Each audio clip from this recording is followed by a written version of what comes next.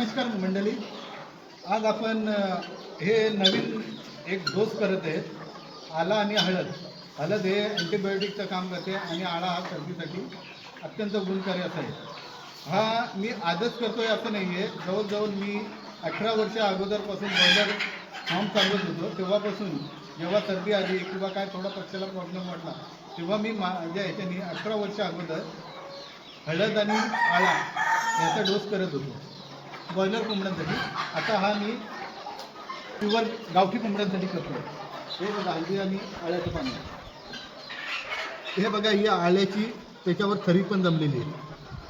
धन्यवाद मंडळी.